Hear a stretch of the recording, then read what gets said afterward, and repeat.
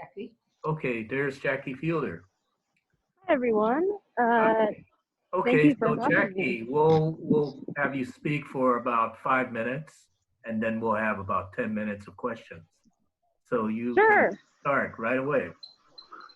So thank you for having me. I was proud to get the endorsement of this club. Back in the primary, we were much, I would say, very much new still to the election cycle at that point. I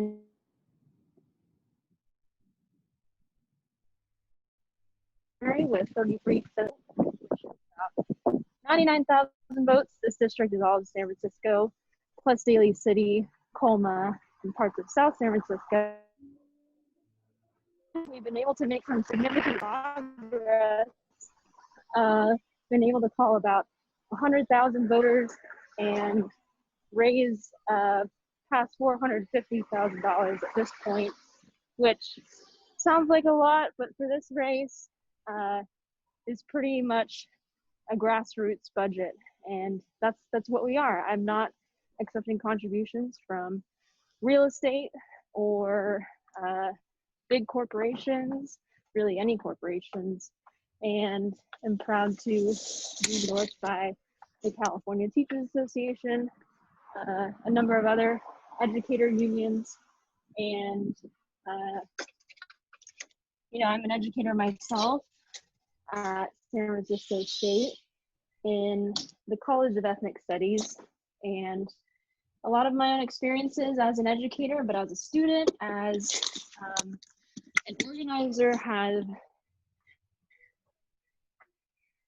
have influenced my decision to run.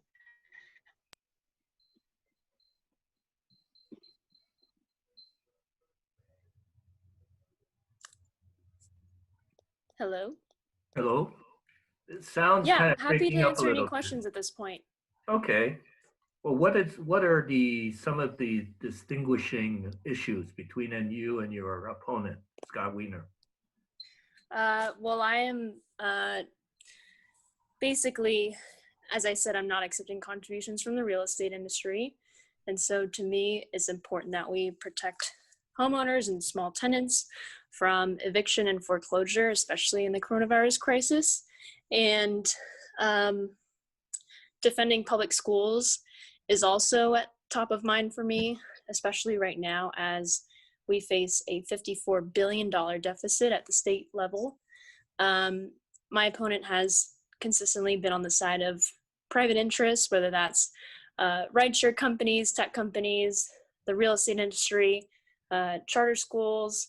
I think there are many differences, but public education and creating real affordable housing and protecting tenants are the major defining differences. So one of the primary concerns that people have about your opponent's agendas for density in construction and housing versus fast tracking housing that is really out of reach for a lot of people. I don't think it's any secret that he has tried to push forward a number of bills that fast track those kinds of developments. So, yeah. So your campaign started somewhat quietly and people didn't expect much from your candidacy, but it has certainly received national attention. So what's driving that energy that seems to have come from your campaign against a very powerful political entity like Scott Wiener? What's this driving force behind your campaign? Well, we have about 1,000 volunteers in our Rolodex and 3,000 3,000 individual contributors. This is a truly grassroots campaign that this district and perhaps California hasn't seen in a long time, at least at this scale. I should also ask anybody in the audience have any questions, use the chat function on the bottom of the screen and type in your questions and hit enter, and I'll read the questions. So the Scott Wiener has been a very experienced legislator and very prolific legislator. So if you were elected, how would you legislate? What type of experience would you bring, or what kind of expertise would you have to put together to assemble that kind of legislative ability? Well, I would lean on a lot of elected officials who are already in the legislature, and especially at the local level, who have endorsed my campaign, or even not yet, but happy to work with elected officials because they know what's best for their constituents, and whatever I can do to help provide policies that serve our constituents, especially the ones who are left out. Happy to do that. I mean, he's been prolific, but in my view, for the wrong reasons. Prolific for whom? And it's not about the number of bills that you churn out or even introduce. It's the quality of the bills. And to date, his flagship legislation, SB 50, has failed 3 times. And all of this energy and momentum has been diverted away from other legislation that he could have been passing in the meantime. There are a number of legislators across the country who are getting elected who have no experience in public office and seem to be doing just fine. What are some of the national issues that are coming to bear in this campaign? I mean, the recession is affecting all of us, and 1 in 10 San Franciscans are unemployed.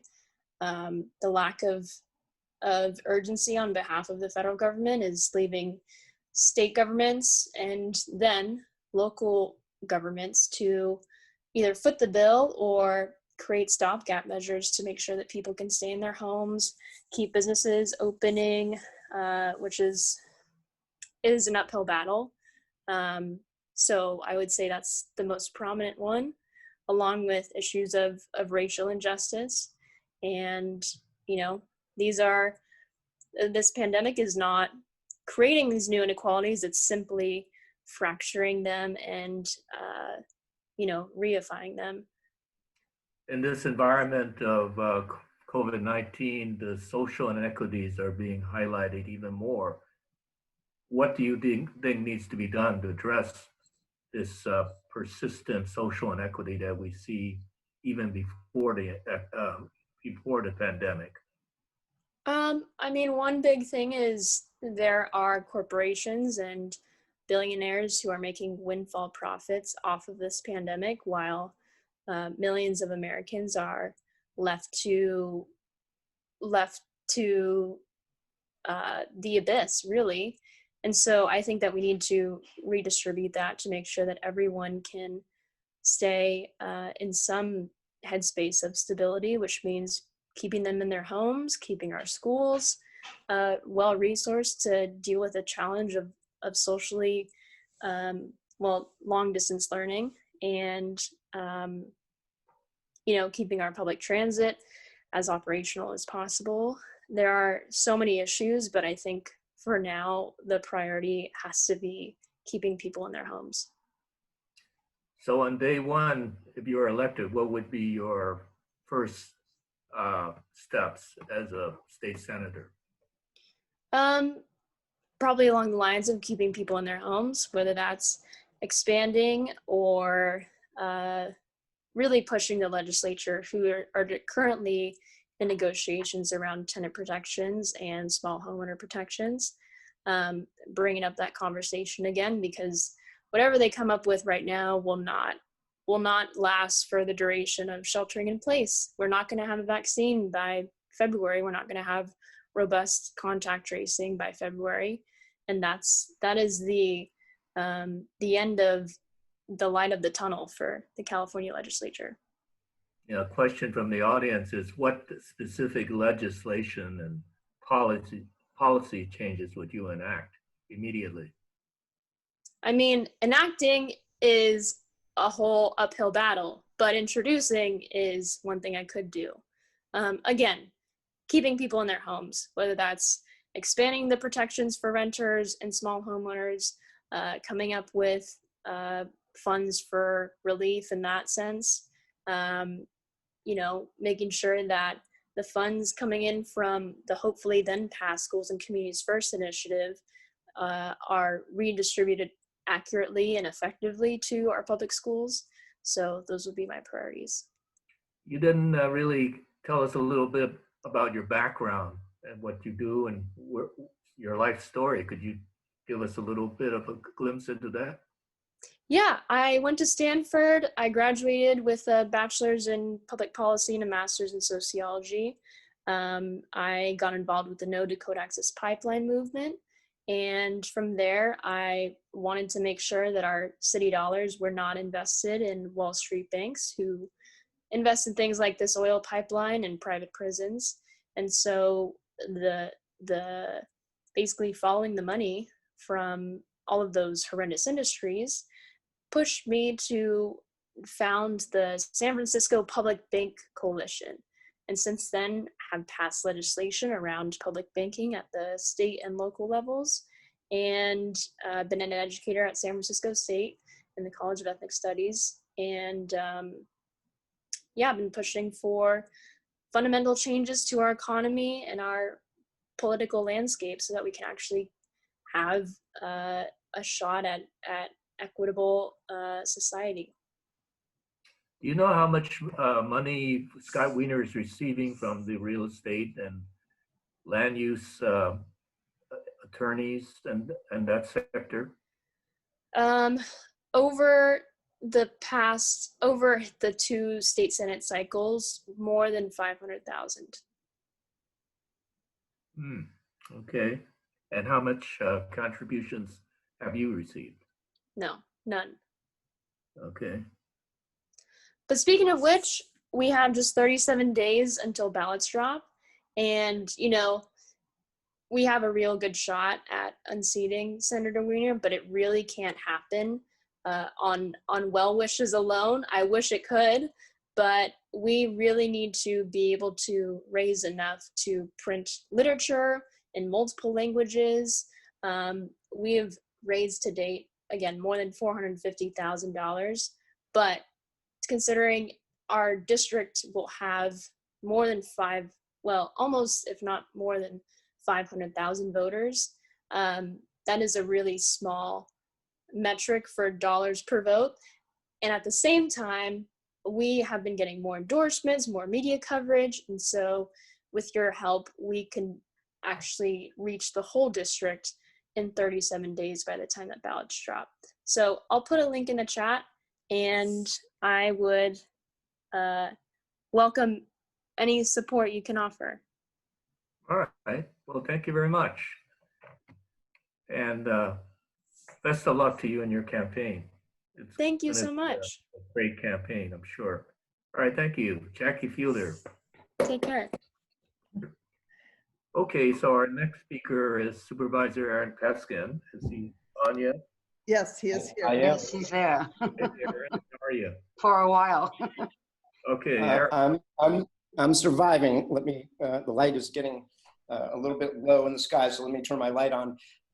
First of all, to you, Howard, thank you for stewarding the District 3 Democratic Club that the late great Arthur Chang, myself, and Jerry Hurtado founded on the eve of the return of district elections in the year 2000, when then Supervisor and Board President Tom Amiano had succeeded in passing an initiative to return the city to district elections, and that's when we founded the D3DC. And I am delighted that it has survived and thrived for 20 years. I want to salute the memory of Joni Levy, who helped steward this organization. And thank you all, and thank you, Ms. Scar, for doing all of the back of house technical stuff that people of my generation find to be challenging. And of course, I would love to have your endorsement.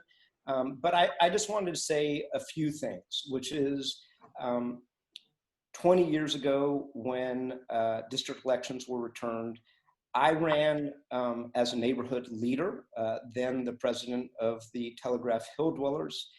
I ran as a lifelong Democrat, and I ran as a nonprofit director. And all of those things remain the same for me. I went on to chair the Democratic Party for 4 years in the city and county of San Francisco, where we succeeded in getting Kamala Harris over the line. It was the votes in the city that turned her not only into the DA, but into the Attorney General of the great state of California because of the incredible voter turnout that we helped produce. I continue my work on behalf of the Pyramid Lake Paiute Tribe of Indians as a nonprofit director, and have during all of these years continued to remain very much a part of the grassroots, on the ground life of the incredible neighborhoods that comprise District 3. I'm talking about Chinatown and Polk Gulch, Lower Polk, Nob Hill, Russian Hill, Fisherman's Wharf, and of course, where we live, or where many of us live, in the North Beach, Telegraph Hill area, Russian Hill. I mean, it's an incredible set of neighborhoods that I continue to be a part of every day.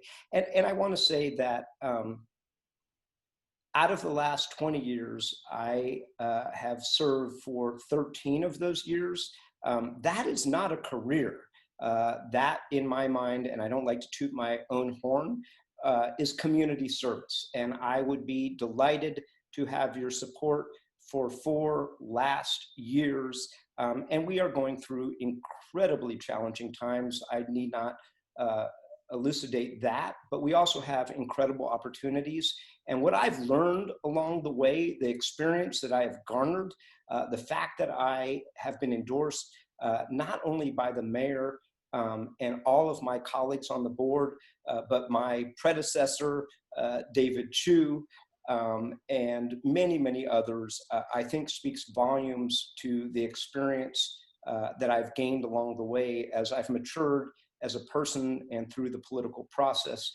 And with that, I will shut up and answer any and all questions that you have. I do want to say that my virtual campaign kickoff, which is a first, I've never done a virtual campaign kickoff, starts in a few short minutes. So I don't have a lot of time, but I will answer as many questions as I can.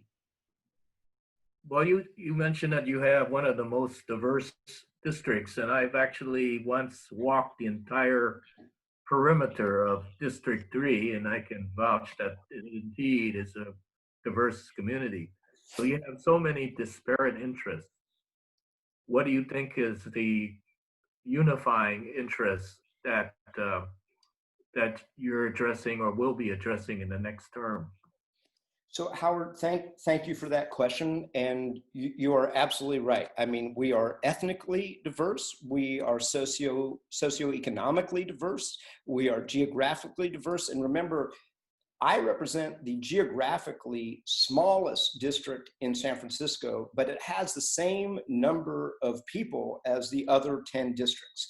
As I like to say, I represent the city of San Francisco, and my 10 colleagues, all of whom have endorsed me, represent the county.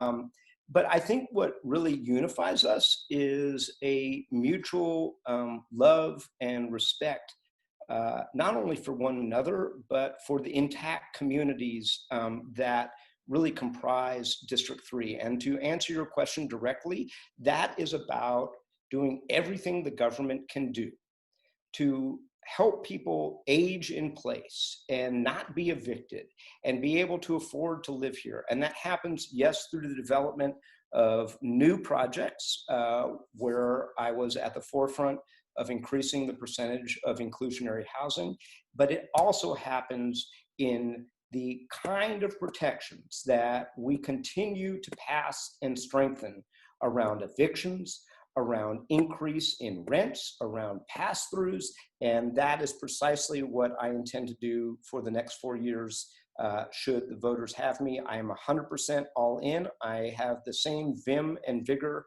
that I had when I first started this at the age of 35. Any questions from the audience? Not any yet, huh? And Ms. Burke, it is great to see you.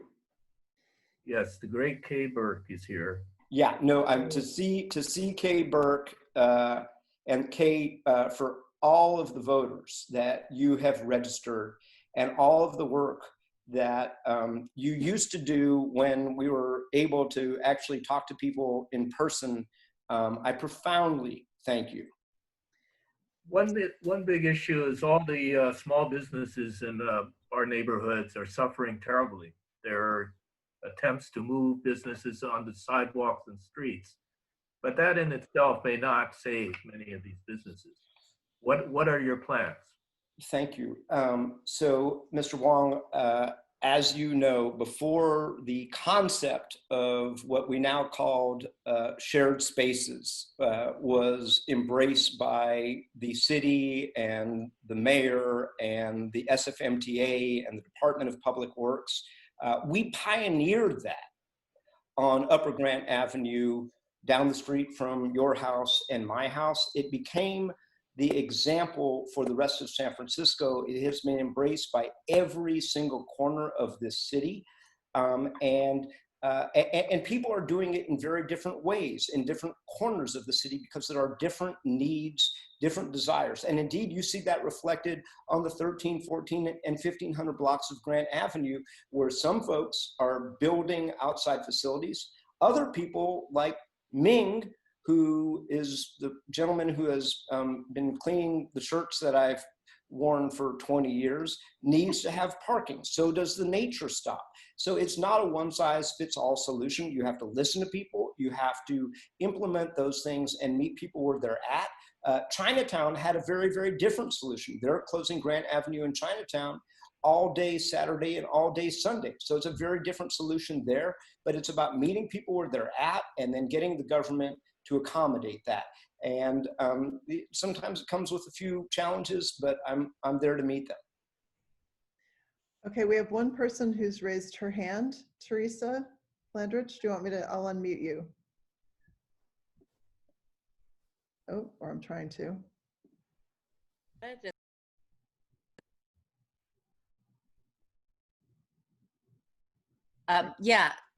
You have done an amazing job during this COVID period. You and your staff, it's been amazing in terms of reaching so many people and supplying people with masks and whatever. So I'm wondering, what are you thinking of doing in terms of recovery as we go forward? And hopefully one day very soon we'll be out of this, but there'll be a lot of challenges. Any ideas right now about recovery? Thank you, Ms. Flandrick, for that question. And we could spend the rest of the night talking about that. It comes in so many different flavors and varieties. The one thing that I am most concerned about is people who have had their lives ripped asunder by COVID, who are unable to pay the rent, who need to be protected. We passed that in San Francisco. I actually spent most of my day today working with members of the California State Assembly to see whether or not that institution that is dominated by Democrats can actually pass AB 1436, which would emulate what my colleague and supporter and endorser and friend Dean Preston brought here that I co-sponsored, which is that we will have no evictions due to anybody who is unable to pay the rent as a result of COVID-19. The fact that we have now 117,000 people in San Francisco who are not making a living. I think that's where the rubber hits the road, but economic recovery comes in many other flavors that we could talk about for the rest of the evening. And I commend to you Proposition F on this November the 3rd's ballot. And Ms. Fielder, if I pronounce Fielder, I think Fielder, that election starts actually in 37 days when the ballots drop, but I commend to you Proposition F, which is a redo of the gross receipts tax that makes the richest corporations in San Francisco finally pay their fair share. I'm talking about big tech. And that is actually part of economic recovery too. We can go on for quite a while, but thank you for that question. Okay, thank you very much. Any last questions? I do see a question in the chat, Okay. Mr. President, Yes. from Ms. Carol Verberg. And Carol, thank you for the question. And the question is, what steps are most critical and immediate for cleaning up the Nauru mess? And I want to say a few things. Number one, as somebody who is not a career politician, but a person who has represented the voters of this district and this city, it is one of the most profoundly disturbing things that I've experienced. And probably everybody in this room, Ms. Burke, I think Janice, so many people, Merle was the first person to actually tell me that he had some issues, but called me and said, hey, I need this pile of garbage cleaned up. I need this thing done. And Mohammed did those things in split seconds, which is what made every elected official like the guy. We had no idea that he was doing this stuff on the side, but I want to tell you that number one, I am a proud co-sponsor of the measure that my colleague to the south from District 6 put on the ballot to fundamentally reform the Department of Public Works that heretofore is one of the only departments in city government that did not have a commission, a transparent, open commission to oversee it. So I was delighted to collaborate with Supervisor Haney on that. And I do want to say, as sad, depressing, and unfortunate as all of this is, actually jurisprudence is working. I want to thank City Attorney Dennis Herrera and most particularly his deputy, Kesley Stewart, who's gone the distance to uncover all of the wrongdoings that happened underneath Mr. Nauru's regime.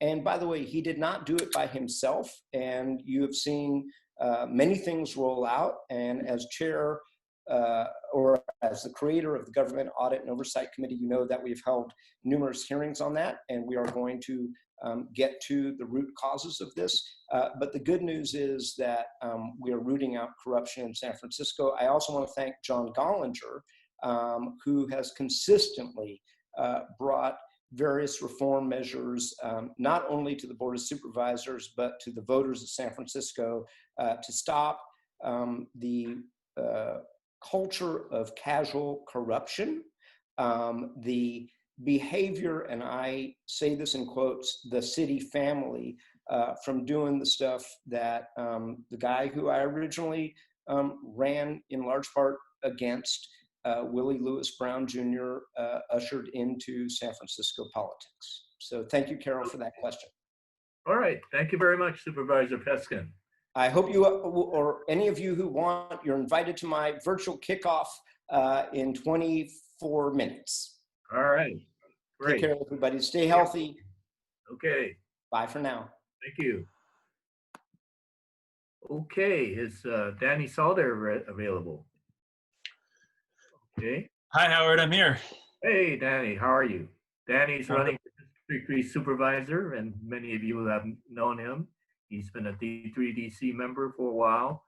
He's president of North Beach Neighbors and been running a tremendous restaurant delivery program in the neighborhood. So Danny, please tell us about your candidacy. I would love to. Thank you, Howard. Thank you for hosting. I wish we were at the library right now, as usual, but I'm happy to be here anyways. And just want to spend some time introducing myself, and then I look forward to questions. My background is rooted in District 3. I live in North Beach with my wife, and I am the executive director of an organization, a nonprofit called Neighborhood Centers Together. And I have the privilege of working with 7 of our community centers across San Francisco. As you can imagine, we have been incredibly busy responding to the COVID crisis. Our centers are working overtime to serve communities, and 2 of those centers are here in District 3. So I get to spend a lot of time in District 3, Cameron House in Chinatown, and then our oldest neighborhood center, Telhai Neighborhood Center, here in North Beach and Telegraph Hill. And I also have the privilege of serving as the president. This is my 3rd and final year as the president of North Beach Neighbors, one of our neighborhood associations. We were founded in 1981. We've grown now to 300 plus members, and I've loved that experience. And that experience is really what has propelled me into this campaign, is just the idea and the promise and the results of organizing with your neighbors, and the good that can come when you put your heads together, put your hands together, and try to deliver the change that you want to see in your own neighborhood. And we've been so encouraged by that work. I've been so encouraged by that work. We've done it in the neighborhood with everything from starting the North Beach Farmers Market 3 years ago to trying to raise the profile of the small business crisis and vacancies that started really in 2017, 2018, and also fighting for senior housing and making sure that we're building more housing here in District 3, because we are the densest district in San Francisco, but we can do more to build housing, and especially senior and affordable housing. And on the campaign, as you can imagine, we started our campaign at the end of January, and come March, things really changed. And so we changed our time, we changed our focus to really, both on the campaign and both me personally, reaching out and doing what we could in the moment. So that's looked like making thousands of calls to seniors across the district just to check in, to lend a listening ear, and often to connect them to resources. And especially in those first few weeks, how things were changing rapidly by the day in terms of where to get connected, where to get resources and services. So I'm really proud of the time that the campaign put into that. I've also been able to work with a few of my neighbors to start a program called North Beach Delivers. And that effort is a team of volunteers that team up with a different restaurant each week and actually deliver the food for them, because we know that there are really difficult times for restaurants right now, and there's a lot of margins on those delivery apps that you might order from. So we found a way to at least once a week to give that back to the restaurant, to let it be really easy for neighbors to deliver or get food delivered. We've generated over $50,000 in revenue for those restaurants. We've featured 20 restaurants in North Beach and Chinatown and Russian Hill, and that program we've helped expand to 4 other neighborhoods now. So really excited about that. But right now, as all of you, my mind is on COVID. My mind is on how we recover from here. And I want to make sure that recovery is guided by a plan. We released our COVID health and recovery plan last week, and I invite everyone to take a look at it, give feedback, make sure that we're fighting on the campaign for the things that matter to you as you look towards the months and years ahead too. So you can check out that plan at our website, dannyd3.com. And that plan is really rooted first and foremost in health, and everything has to be rooted in health right now, given that we're fooling ourselves if we think we can open this economy back up without health. And so that, looking in District 3, what does that mean? To me, that means making sure that we're doing better with our testing. District 3 only has 1 site available to those without insurance right now. It's only open 1 hour a day. That's not good enough. We need to make sure that we're doing more testing here in District 3.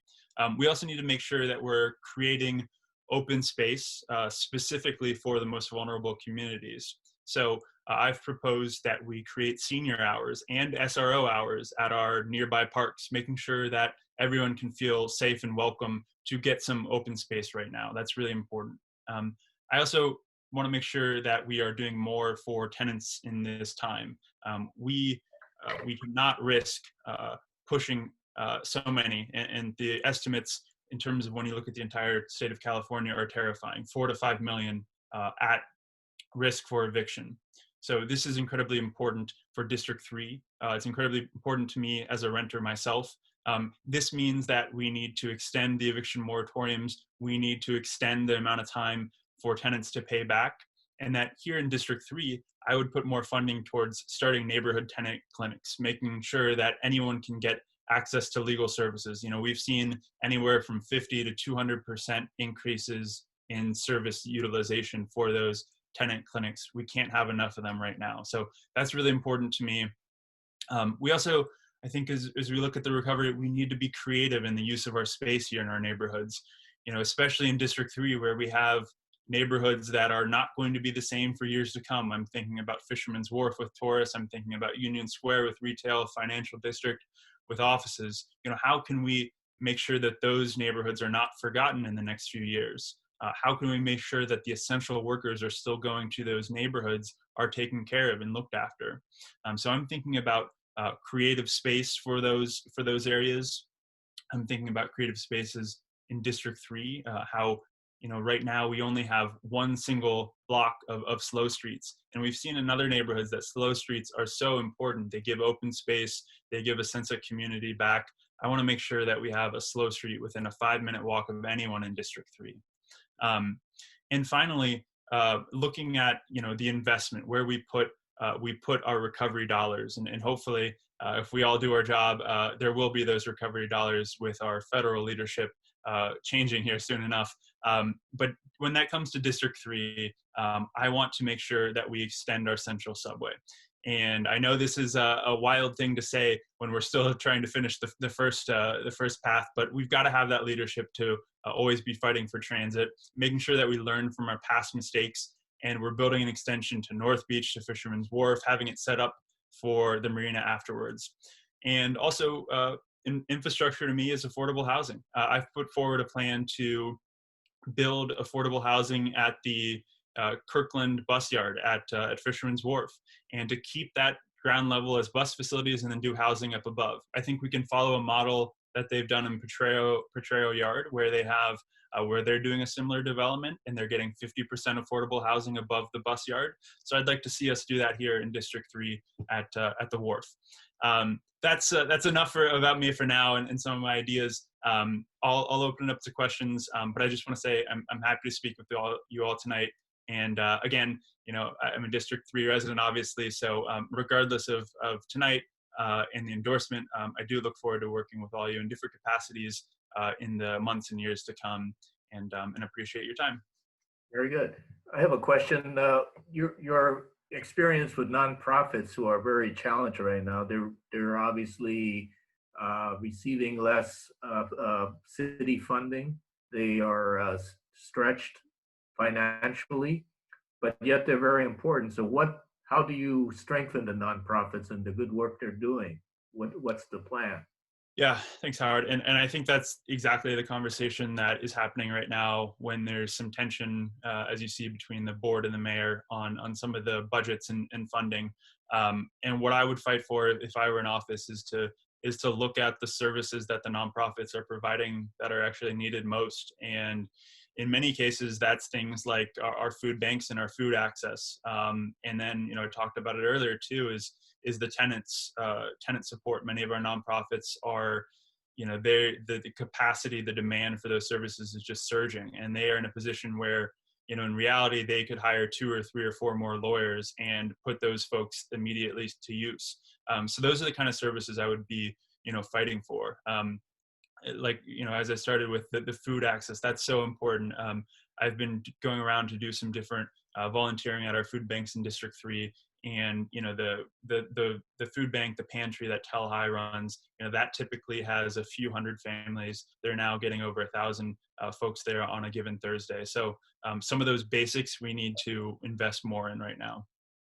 Are you working on any more housing or protection for housing for seniors?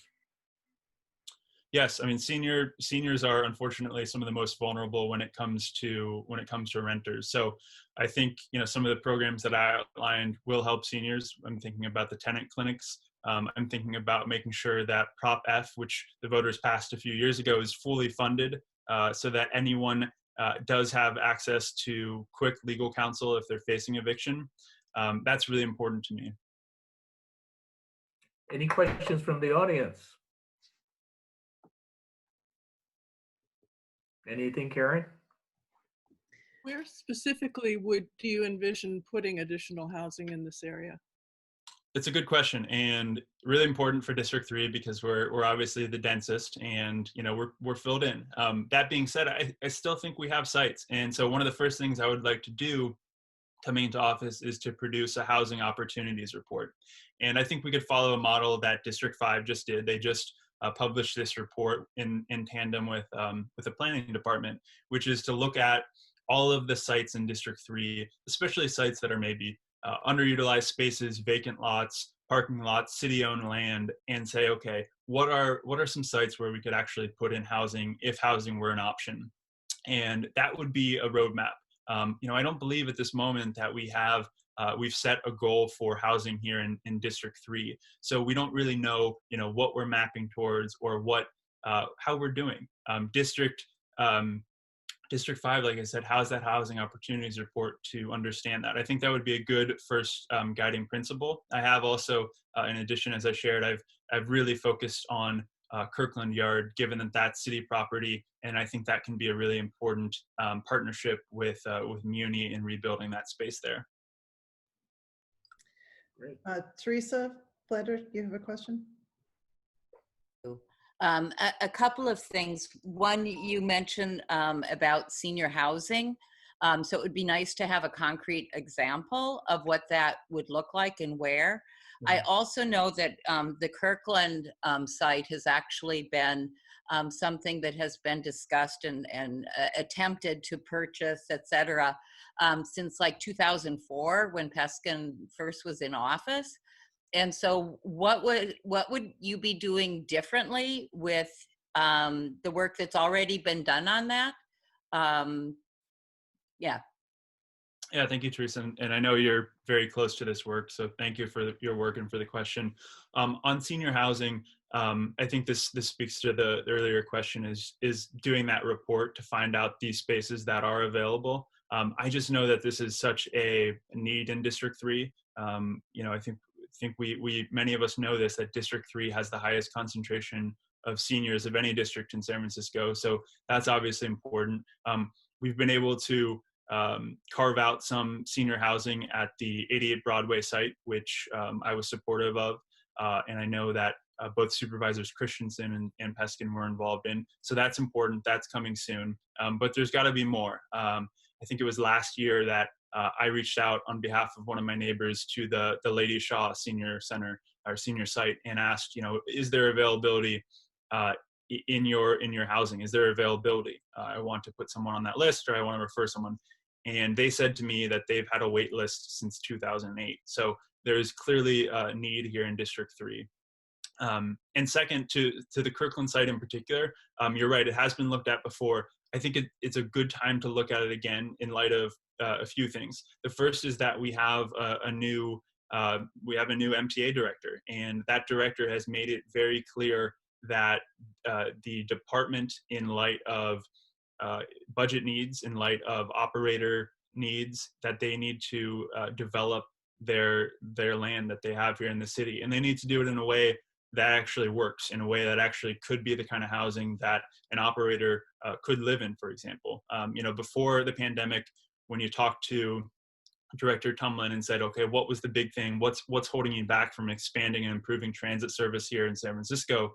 What he said was it was an operator shortage in the ranks of 200 to 300 operators because it was so expensive to live in San Francisco, and because folks naturally don't want to drive 2 hours in and then drive a bus all day. So, I think that between that and the need for more housing, the need for SFMTA to develop their land, I think it's worth really investing time into that in 2020. Okay, great. Well, I think that's it. We're running out of time. Thank you very much, Danny. Thank you, Howard. Thanks, everyone. I invite you to check out a little bit more on our website, which is dannyd3.com. And I thank you all for your time. Thank you. Thank you. Okay. Next, we have yes on Proposition K. Is anybody from Prop K available? Yes, hello, I'm here. Oh, okay. And you're Simone? Simone, yes. Simone. Okay, sorry. No Okay, worries. you'll have 10 minutes total. So feel free to start and talk about Prop K and leave some time for questions. Okay, sounds good. I'll start off with a little bit of history. Back in the 1950s, California voters barely passed by a 50.8% margin an amendment to the California Constitution, which is, with the help of the California Realtors, a pretty racist and classist amendment. And what it does is it prevents any public housing or any low rent rental housing from being constructed in any locality until that locality votes on approving that, that housing. And as you can imagine, this is a huge barrier to creating affordable housing in basically anywhere in California. There is an effort at the statewide level to repeal this, amendment to the Constitution through a voter initiative. But that has not gone forward this year. Here in San Francisco, with the coming wave of evictions, there's an eviction kind of eviction moratorium hopefully happening at the state level. We'll see what happens, but just so many people can't pay rent, and we really want to make sure that that doesn't happen. And so prioritizing affordable housing and creating as much of it as fast as possible is, a super important thing to happen, in these times and right now here in San Francisco. So instead of waiting for the repeal of this amendment to the California Constitution, what Prop K does is it goes through the motions of authorizing 10,000 units of social housing here in San Francisco. And by social housing, what we mean is housing that is either partially owned or operated by the city. And so it's another tool in the toolbox that the city can use to create affordable housing anywhere in San Francisco. And we're authorizing 10,000 units of it so that we have enough of a time frame to build up this kind of new social affordable housing by the time that this California constitutional amendment gets repealed, hopefully at the state level. So that's what Prop K does. It's a pretty small piece of legislation. It authorizes the 10,000 units of social housing, and there's a couple companion measures that go along with it. Prop I is a companion ballot measure that you may hear at another meeting that helps fund Prop K and the actual acquisition and construction of affordable housing. And there's also an ordinance at the Board of Supervisors level, which actually authorizes a social housing program and actually defines a little bit around kind of the outlines of what a social housing program would look like and the income levels around that. But Prop K is just the authorization of the 10,000 units of social housing. And it's, just that's all that's in the measure, and it's a pretty clean measure. So we're hoping that, San Francisco will see why we need to pre-authorize these housing units and why we need to go forward with that this November. Proposition K is supported by a very wide variety of organizations. We're supported by the San Francisco Democratic Party. We're supported by a lot of housing and tenants associations, including Housing Rights Committee, Eviction Defense Collaborative, Affordable Housing Alliance, Council of Community Housing Organizations, Bill Sauter Housing Program. I can go on and on. We were put on the ballot by the Board of Supervisors. Supervisor Dean Preston was the original author, and we got a unanimous vote at the Board of Supervisors and a unanimous co-sponsorship, which is actually unusual for many ballot measures that go through the Board of Supervisors. Every single supervisor signed on as a co-sponsor to this proposition. So we think this is kind of a really important measure to go on the ballot in November, and one that has wide support. So I'll stop there and open it up for questions. would, my understanding it, the state, part of the state constitution was enacted at a time when you would call it almost institutionalized racism. Would you say that at the time these measures were introduced, it was really the intent was to somewhat redline or to segregate certain types of people? Would you say that is part of the history? 100%. That's exactly what the intent of, and it's called Article 34 is the article in the California Constitution, and that's absolutely what it was. It was segregationist. What it did is essentially people didn't want public housing and low-income households in their neighborhoods, and so that's why voters have to approve that kind of housing before it's in their neighborhood, and that kind of approval does not exist for high rent rental housing, higher incomes. It's only low rent rental housing and public housing. So it is 100% segregationist, 100% classist, 100% racist. So if the state constitution seems to be the prevailing land law of the state, how does a local measure not be litigated and overridden?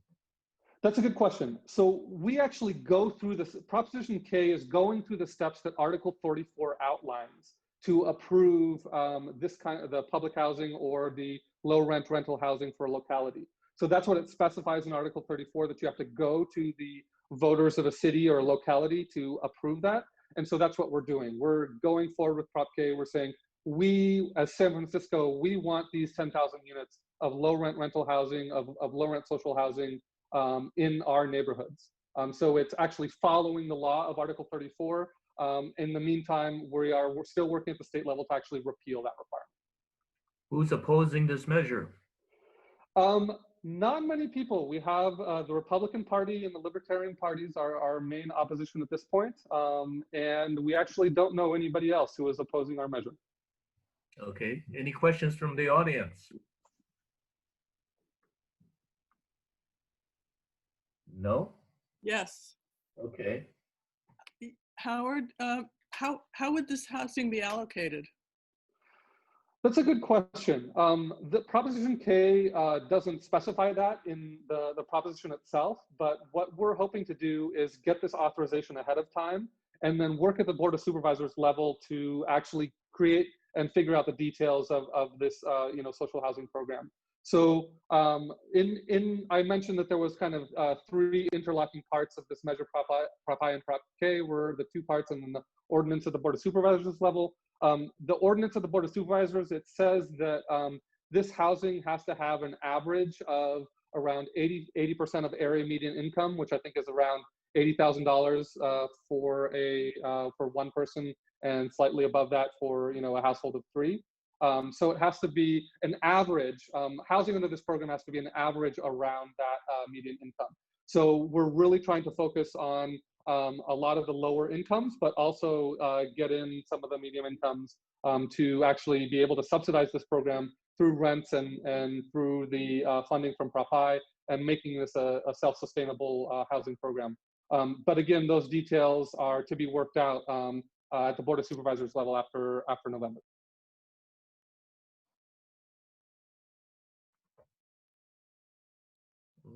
But are there any geographic plans in this connected to this? There are no geographic restrictions at this point.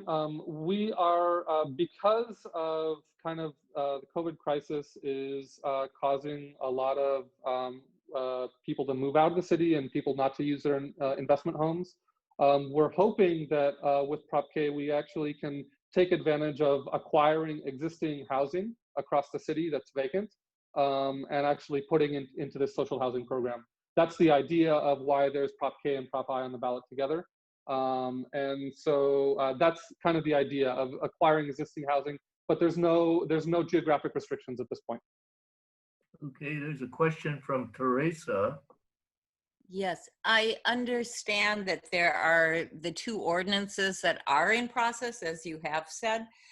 Wondering about people being able to be part of those discussions while it is in process, such as with the social housing, what would that actually look like? And looking at the AMI levels, as you say, 80% AMI, you know, wanting to make sure that especially extremely low income seniors and families would also be able to live there, as well as those in between.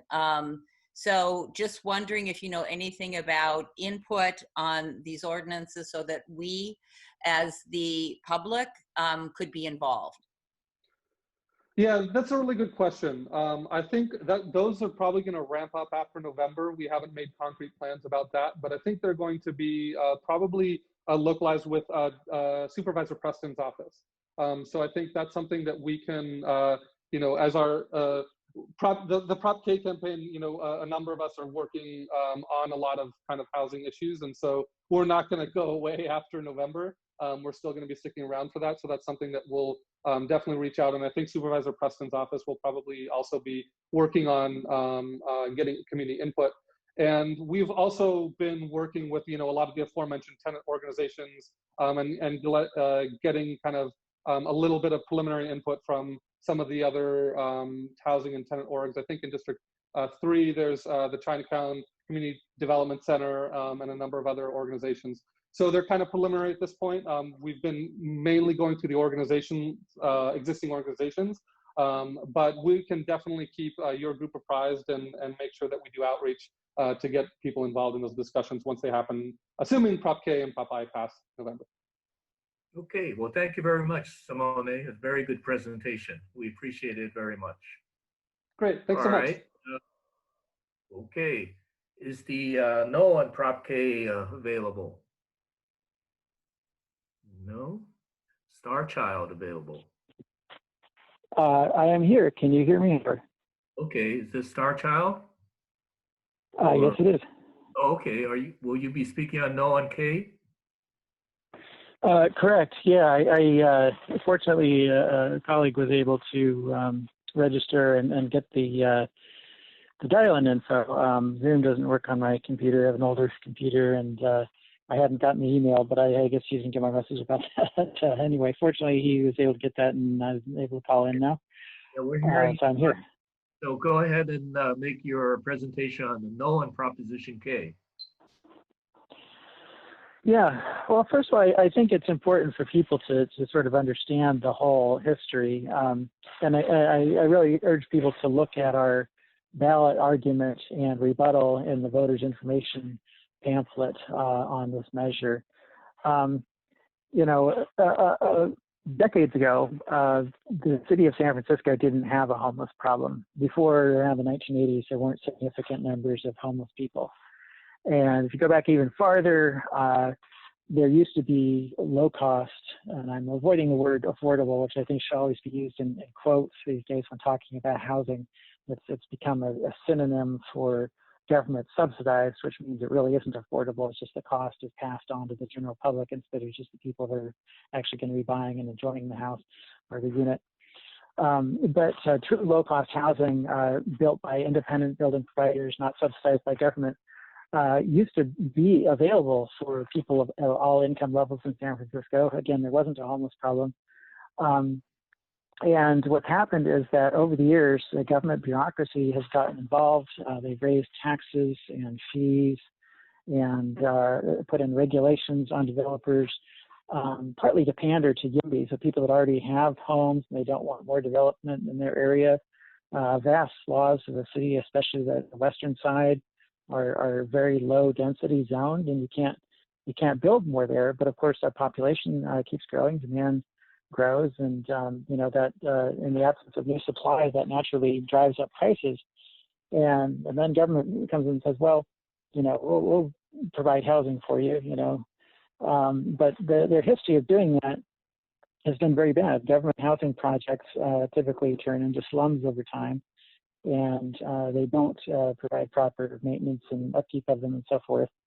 And as I detailed in our sort of, you know, story that I put together, you know, talking about this history in the ballot argument, that has resulted in yet more people being afraid of having government housing projects or poor people living near them because of this history of them turning into slums and being targets for crime and violence, especially when viewed in conjunction with the other major causes of a lot of that crime, which is government criminalization of things like drugs and prostitution and low-level, non-violent, victimless so-called crimes. That anytime government bans something, it creates a black market, and that attracts crime and violence. So the result has been this huge bureaucratic labyrinth where now, in order to build housing, like independent housing builders, providers basically have to jump through all these hoops. It's very expensive and complicated. They have to hire consultants, special people with insider knowledge to get through the process, and then this ends up corrupting the housing. You get stories about people working for the planning commission, planning department, or the housing authority, involved in all kinds of different corruption schemes, and the developers have to hire lawyers to help them navigate through the permit process. There was a guy I know personally, Bob Tillman, who was trying to, he's not even a professional developer, but he had a property, a laundromat in the Mission that he was trying to build, and he spent $1.5 million just trying to jump through all these permit hoops and everything, and have community hearings and all this, and the legal representation that he needed to get through the process. He spent $1.5 million on all that before even building anything. And this is just emblematic of the problem that we have here. And having government get yet more involved in the housing process, by either acquiring existing housing, and it's not even clear like how acquiring existing housing is going to help. If the housing already is there and exists, somebody could be using it, selling it, living in it without government help. And if they're going to build new housing, a year or two ago, the Board of Supervisors basically had a little scandal in their hands when it came out that they were paying like $700,000 a unit to build new housing. With their inflated costs due to paying union labor above market wages, and all the money going to their nonprofit cronies, and just all the bureaucracy and extra costs that they cost. I was like, that's not affordable by any stretch of the imagination. $700,000 per unit just to build it. What's it going to sell for, right? So Starchild, government is yes. assuming you're correct, and government is very inept or inefficient in producing housing. What type of program would you advocate for?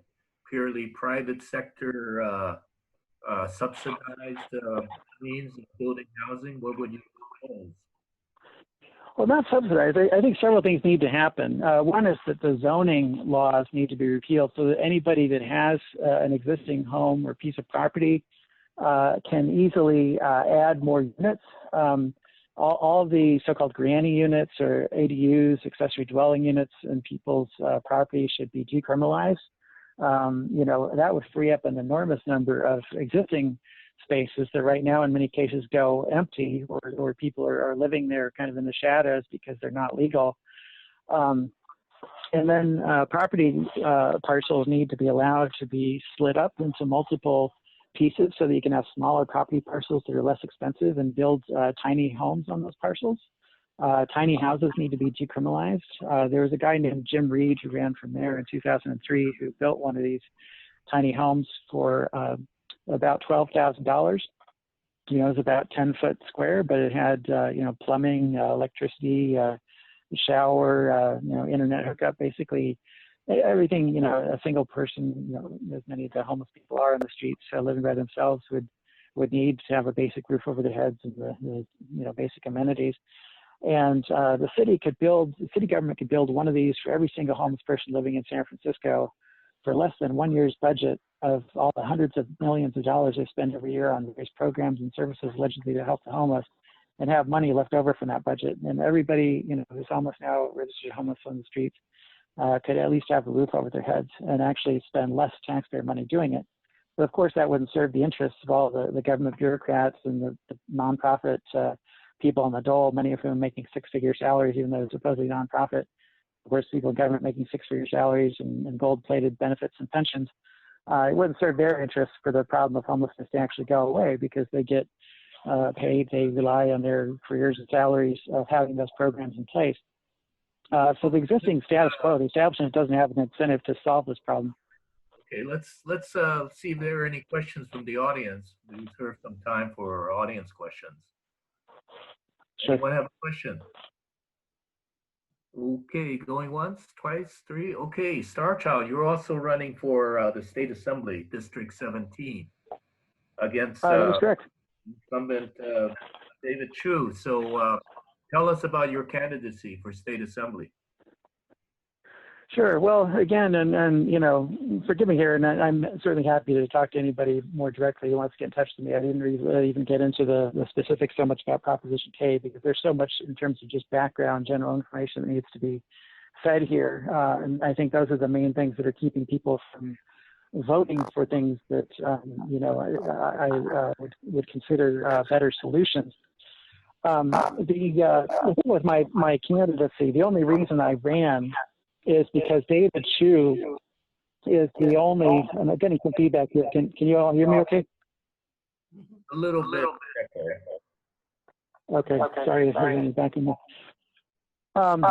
So the only reason basically that I ran is because David Chu was the only person who filed for the race. As the incumbent, he was going to be the only one on the ballot in the primary. And normally to get on the primary ballot, they would have to pay either many hundreds of dollars in filing fee, over $1,000, I believe, or to get signatures. You know, if you'd be able to do that during the whole COVID-19 pandemic, you know, basically I'd be working for less than what government says is mandated as the minimum wage. You know, because they only credit you 50 cents per signature. So either I had the choice of paying a bunch of money I couldn't afford, you know, being a person of modest means, or in not having a bunch of deep-pocketed cronies, or I would have to be working for less than government says people should legally be allowed to work for in order to satisfy the extortionate charges that they charge people just to get on the ballot. And because I ran as a write-in candidate, since I was allowed to do that, being that there was nobody else who had filed, I was able to bypass that and not have to pay that fee. But now I won't have an actual statement in the ballot. And people look in their voter handbook to see what I stand for running for state assembly, and they'll just see a blank. And that's because the government wants to charge $1,572 just to have a ballot statement. And frankly, I consider that rip-off and extortion. It's anti-democratic. It discriminates against poor people and shuts us out of the process of democracy. I feel like in some ways I maybe shouldn't have even run because I sort of like am feeling like I'm giving it by participating, I'm giving the illusion of democracy where actually none really exists.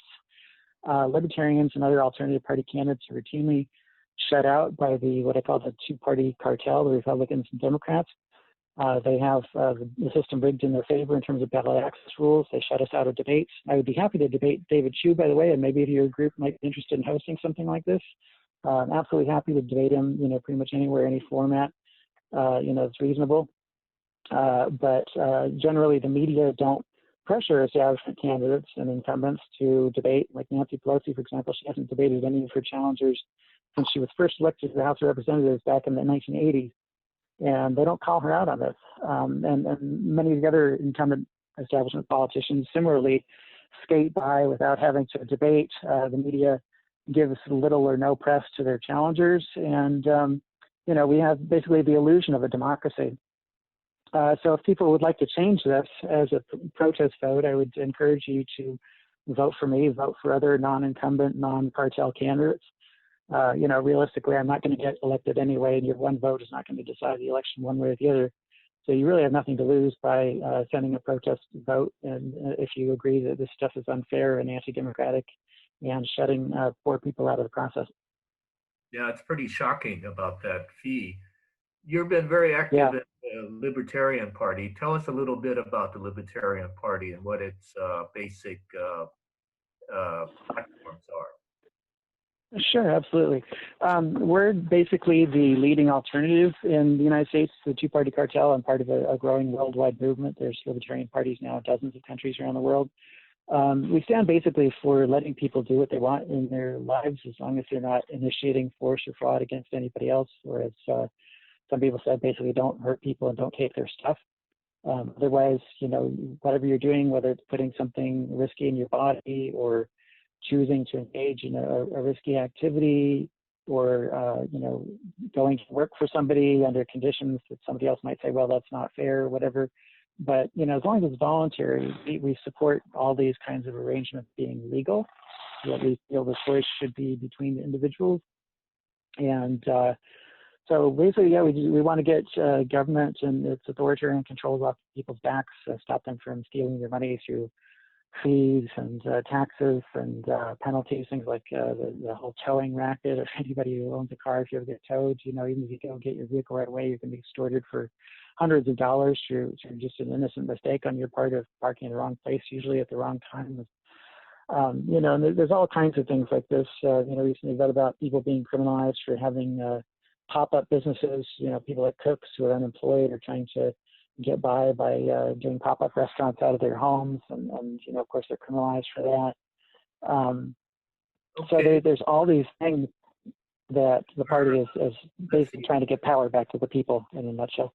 Let's see if there are any questions from the audience. Any questions for Starchild from the audience about his candidacy or the Libertarian Party or Prop K? No? Okay. Well, thank you very much, Starchild. I'll mention, if I could really quick, just give our website and web info. Yes.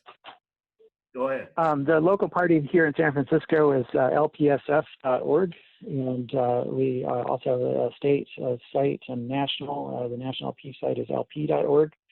We've got a woman running for president, Jo Jorgensen, who's very smart and accomplished. Both she and her vice presidential candidate are excellent. I encourage people to check them out, and don't let people make you think you can only choose between Trump and Biden. Your one vote won't change the outcome anyway, so you should vote for the candidates you really believe in. And when both major contenders are accused of sexual assault, I say who better than a woman? If people want to get in touch with me directly, if you have any further questions or want to get involved in my campaign or just like to learn more about libertarian ideas or anything like that, realreform@earthlink.net is my email address. I don't have a separate campaign site at this point, but you can reach me through lpsf.org, or people can phone me directly at 415-625-FREE, 415-625-FREE, or 3733 numerically. And unfortunately, I can't see people because I'm not on Zoom, but thanks for everybody listening. Hopefully, if anybody didn't get that information down and would like to hear it, Howard can get it to you. Thank you very much, Starchild. It's very enlightening presentation. Nice to hear from you. Well, thank you very much, Howard, and thanks to the District 30 Democratic Club for inviting me. Even though the club, as sort of anonymous, the Democratic Party isn't allowed to make an endorsement. I understand that, and I understand you as individuals still have your individual choice of how you vote, and I encourage you to vote your consciences. And yeah, please reach out if anybody has more questions. And Howard, I'm happy to come and speak anytime on just about any current public topic or proposition or anything. So let me know if you need any of the other ballot measures on the ballot. We Okay. may have you back or on some of the other propositions next week. So thank you very much again. Be happy to do it. All right. Okay, thank you. Good evening. Take it easy. Okay, Bye. folks, that concludes our program for tonight. Thank you for your attendance and your thoughtful questions. And we'll be sending out the list of many speakers for the next meeting on next Thursday. So thank you very much. And if you have any feedback, feel free to send it to me or Karen or Lance, and we'll be seeing you. So good night. Thank you, Howard. Okay. Thank Bye. Thank you very much. Goodbye.